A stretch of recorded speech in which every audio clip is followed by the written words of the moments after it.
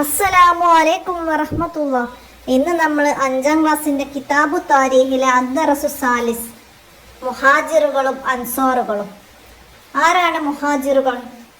മക്കയിൽ നിന്ന് മദീനയിലേക്ക് നബി സല്ലല്ലാഹു അലൈഹി വസല്ലമയുടെ കൂടെ വന്നവർ മുഹാജിറുകൾ. അവരെ സ്വീകരിച്ചവർ മദീന നിവാസികൾ, അവരാണ് അൻസാറുകൾ.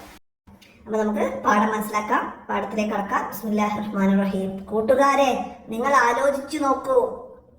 ഒരു മുൻപരിചയമില്ലാത്ത ഒരാൾക്ക് ആരെങ്കിലും സ്വന്തം സമ്പത്തിന്റെ നേർപകുതി ദാനം ചെയ്യുമോ?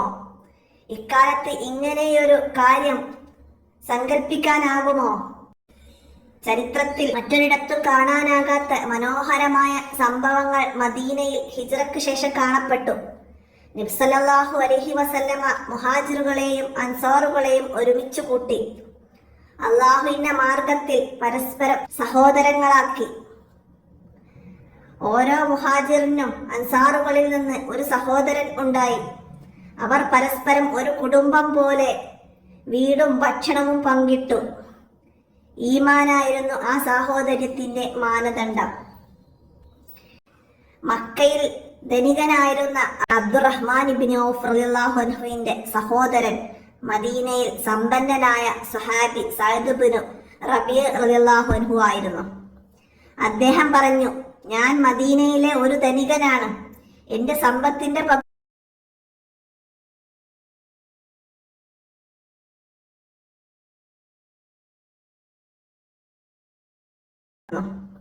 അദ്ദേഹം പറഞ്ഞു ഞാൻ മദീനയിലെ ഒരു ധനികനാണ്. എന്റെ സമ്പത്തിന്റെ പകുതി നിങ്ങൾ എടുക്കുക. എനിക്ക് 2 ഭാര്യമാരുണ്ട്. അവരിൽ ഒരാളെ ഞാൻ വിവാഹമോചനം ചെയ്ത് നിങ്ങൾക്ക് അവളെ വിവാഹം കഴിക്കാൻ അവസരം ഒരുക്കാം. അൻസാറുകളിൽപ്പെട്ട സഅദ് ഇബ്നു റബീഅ റളിയല്ലാഹു അൻഹു പറഞ്ഞതാണ്. അബ്ദുറഹ്മാൻ ഇബ്നു ഔഫ് റളിയല്ലാഹു അൻഹു അദ്ദേഹത്തെ നന്ദി അറിയിച്ചുകൊണ്ട് പറഞ്ഞു, അള്ളാഹു നിങ്ങളെ അനുഗ്രഹിക്കട്ടെ. നിങ്ങൾ എനിക്ക് മദീനയിലെ മാർക്കറ്റ് കാണിച്ചു തന്നാൽ മതി. അങ്ങനെ അദ്ദേഹം സ്വന്തമായി കച്ചവടം ചെയ്ത് മദീനയിലെ വലിയ സമ്പന്നനായി തീർന്നു.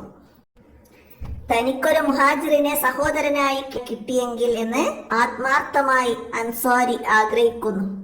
എന്നാൽ മുഹാജിറോ കിട്ടിയ അവസരം ചൂഷണം ചെയ്യാതെ ആത്മാഭിമാനത്തോടെ സ്വയം ജീവിതമാർഗം കണ്ടെത്താൻ ശ്രമിക്കുന്നു. ഈ സാഹോദര്യം മദീനയിൽ വലിയ മാറ്റങ്ങൾ ഉണ്ടാക്കി. പരോപകാരം, സ്നേഹവും വ്യാപിച്ചു. അഭയം തേടി വന്നവരുടെ ദാരിദ്ര്യവും വിവേചനവും ഇല്ലാതാക്കി. എല്ലാവർക്കും സുരക്ഷിതത്വം ഉറപ്പാക്കി. കച്ചവടത്തിലും കൃഷിയിലുമുള്ള സഹകരണം എല്ലാവർക്കും സാമ്പത്തിക അഭിവൃദ്ധി നൽകി. അപ്പോ മദീനയിലെ അൻസാറുകളുടെയും മുഹാജിറുകളുടെയും സാഹോദര്യം മദീനയിലെ വലിയ മാറ്റങ്ങൾ ഉണ്ടാക്കി. അവിടെ കച്ചവടത്തിലൊക്കെ അഭിവൃദ്ധി ഉണ്ടായി. എല്ലാവർക്കും സുരക്ഷിതത്വം ഉറപ്പായി. പിന്നെ ദാരിദ്ര്യ വിവേചനമൊക്കെ ഇല്ലാതായി. എല്ലാവരും പരസ്പരം സഹകരിച്ചു സ്നേഹത്തിലും കഴിയാൻ കഴിഞ്ഞു. അപ്പൊ നമുക്ക് അതിന്റെ തദ്രിഭാഗം നോക്കാം. എന്താണ്? അപ്പൊ അതിന് മുമ്പായിട്ട് നമുക്ക് പാഠഭാഗത്തിന്റെ ചുരുക്കം ഒന്ന് മനസ്സിലാക്കാം.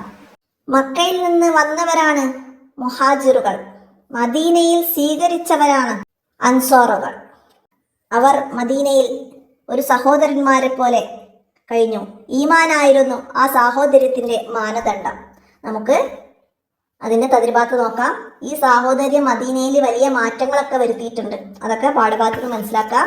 തദ്രിഭാഗത്തിലെ ഉത്തരം എഴുതാം എന്നതിലെ 1ാമത്തെ ചോദ്യം, അൻസാറുകളുടെയും മുഹാജിറുകളുടെയും ഇടയിലുള്ള സാഹോദര്യത്തിന്റെ മാനദണ്ഡം എന്തായിരുന്നു?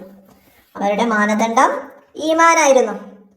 ഈമാനായിരുന്നു ആ സാഹോദര്യത്തിന്റെ മാനദണ്ഡം. 2ാമത്തെ ചോദ്യം, അബ്ദുറഹ്മാൻ ഇബ്നു ഔഫ് റളിയല്ലാഹു അൻഹുവിന് ലഭിച്ച അൻസാരി കൂട്ടുകാരൻ ആരായിരുന്നു? സഅദ് ഇബ്നു റബീഅ റളിയല്ലാഹു അൻഹു ആയിരുന്നു. സഅദ് റളിയല്ലാഹു അൻഹു എന്തൊക്കെയാണ് മുഹാജിറിന് പങ്കുവെക്കാൻ തയ്യാറായത്? തന്റെ സമ്പത്തിന്റെ പകുതി അദ്ദേഹം നൽകി. തനിക്ക് 2 ഭാര്യമാരുണ്ട്. മുഹാജിറിന് വിവാഹം കഴിക്കാൻ അവസരം ഒരുക്കി കൊടുത്തു. അപ്പൊ തന്റെ സ്വത്തും തന്റെ ഭാര്യയെയും പങ്കുവെക്കാനാണ് തയ്യാറായത്. പിന്നെ അതിൻ്റെ വർക്കിൽ നമുക്ക് ആലോചിച്ച് പറയാനുള്ള കാര്യങ്ങളാണ്. അത് നമ്മൾ ഈ പാഠഭാഗം മനസ്സിലാക്കിയിട്ട് അതിൽ നമുക്ക് മനസ്സിലായ കാര്യം പറയാനാണ്. മദീനയിലെത്തിയപ്പോൾ മുഹാജിറുകളുടെ അവസ്ഥ എന്തായിരുന്നു? മുഹാജിറുകളുടെ കയ്യിൽ പണമോ ഭക്ഷണമോ മറ്റു സമ്പാദ്യങ്ങളോ ഒന്നും ഉണ്ടായിരുന്നില്ല. സ്വന്തമായി പാർപ്പിടമില്ല. മദീനയിലെ അൻസാരികളുടെ വീട്ടിലാണ് അവർക്ക് താമസിക്കേണ്ടി വന്നത്. തുടക്കത്തിൽ അവർക്ക് സ്വന്തമായി വരുമാനങ്ങളോ ജോലിയോ ഉണ്ടായിരുന്നില്ല. മദീനയിലെ കാലാവസ്ഥയുമായി പൊരുത്തപ്പെടാൻ സാധിക്കാത്തത് കൊണ്ട് തുടക്കത്തിൽ പലർക്കും പനിയും മറ്റു അസുഖങ്ങളും വന്നിരുന്നു. ഇതാണ് മദീനയിലെത്തിയപ്പോൾ മുഹാജിറുകളുടെ അവസ്ഥ. അടുത്ത ചോദ്യം, അബ്ദുറഹ്മാൻ ഇബ്നു ഔഫ് എന്തുകൊണ്ടാണ് സഅദ് റളിയല്ലാഹു അൻഹുവിന്റെ ഓഫർ നിരസിച്ചത്? പകരം അദ്ദേഹം എന്താണ് ആവശ്യപ്പെട്ടത്? എന്തായിരുന്നു? അദ്ദേഹം മറ്റുള്ളവരുടെ സഹായം സ്വീകരിക്കാതെ സ്വന്തമായി അധ്വാനിച്ച് ജീവിക്കാൻ ആഗ്രഹിച്ചത് കൊണ്ടാണ് ഓഫർ നിരസിച്ചത്. അപ്പോൾ നമുക്ക് അവിടെ എഴുതാം, മറ്റുള്ളവരുടെ സഹായം സ്വീകരിക്കാതെ സ്വന്തമായി അധ്വാനിച്ച് ജീവിക്കാൻ ആഗ്രഹിച്ചത് കൊണ്ടാണ് അബ്ദുറഹ്മാൻ ഇബ്നു ഔഫ് റളിയല്ലാഹു അൻഹു ഓഫർ നിരസിച്ചത്. അടുത്തത് എന്താണ്? ഈ ചരിത്രത്തിൽ നിന്നും സമൂഹത്തിന് ലഭിക്കുന്ന 2 നേട്ടങ്ങൾ പറയണം. എന്താണ്? പരസ്പരം സ്നേഹവും സഹായിക്കാനുള്ള മനസ്സും സ്വന്തമായി അധ്വാനിച്ച് ജീവിക്കാനുള്ള മനോഭാവവും നമുക്ക് ഈ പാഠത്തിൽ നിന്ന് മനസ്സിലാക്കുന്ന 2 നേട്ടങ്ങളാണ്. പരസ്പരം സ്നേഹവും സഹായിക്കാനുള്ള മനസ്സും സ്വന്തമായി അധ്വാനിച്ച് ജീവിക്കാനുള്ള മനോഭാവമൊക്കെ നമുക്ക് ഈ പാഠഭാഗത്ത് നിന്ന് മനസ്സിലാക്കാം. അടുത്തത് നമുക്ക് വരുന്ന ഈ പാഠഭാഗത്തിൽ ചർച്ച ചെയ്യാനാണ്. എന്താണ്? അഭയം തേടി വരുന്നവരെ സ്വീകരിക്കുന്നതിലും അഭയം നൽകുന്നവരോടുള്ള സമീപനത്തിലും ഈ ചരിത്രത്തിൽ നിന്നുള്ള ഗുണപാഠങ്ങൾ. അപ്പോൾ ഈ പാഠഭാഗത്തിലെ അൻസാറുകളുടെയും മുഹാജിറുകളുടെയും സമീപനം, അൻസാറുകൾ മുഹാജിറുകളെ സ്വീകരിച്ചതൊക്കെ നമുക്കവിടെ മനസ്സിലാക്കി ചർച്ചയിൽ കൊണ്ടുവരാം. അടുത്തത് മദീനയിലെ സാഹോദര്യം മൂലം ഉണ്ടായ മാറ്റങ്ങൾ പറയുന്നുണ്ട്. അത് നന്നായി മനസ്സിലാക്കി പഠിക്കണം. എന്താണ്? പരോപകാരവും സ്നേഹവും വ്യാപിച്ചു. പിന്നെ അഭയം തേടി വന്നവരുടെ ദാരിദ്ര്യവും വിവേചനവും ഇല്ലാതാക്കി. എല്ലാവർക്കും സുരക്ഷിതത്വം ഉറപ്പാക്കി. കച്ചവടത്തിലും കൃഷിയിലുമുള്ള സഹകരണം, എല്ലാവർക്കും സാമ്പത്തിക അഭിവൃദ്ധി നൽകി. ഇതൊക്കെ മദീനയിലെ ആ സാഹോദര്യം മൂലം ഉണ്ടായ മാറ്റങ്ങളാണ്. അപ്പോൾ അതൊക്കെ മനസ്സിലാക്കുക കേട്ടോ. അപ്പം ഇത്രയാണ് ഈ പാഠഭാഗത്തിൽ വന്ന കാര്യങ്ങൾ. അപ്പോൾ എല്ലാവരും നന്നായി മനസ്സിലാക്കി പാഠഭാഗം ഉപകാരപ്പെടുത്തുക. വീഡിയോ കൂട്ടുകാർക്കൊക്കെ ഷെയർ ചെയ്തെടുക്കുക. ഇനി നമുക്ക് അടുത്ത പാഠവുമായി അടുത്ത വീഡിയോയിൽ കാണാം. അസ്സലാമു അലൈക്കും വറഹ്മത്തുള്ളാഹി.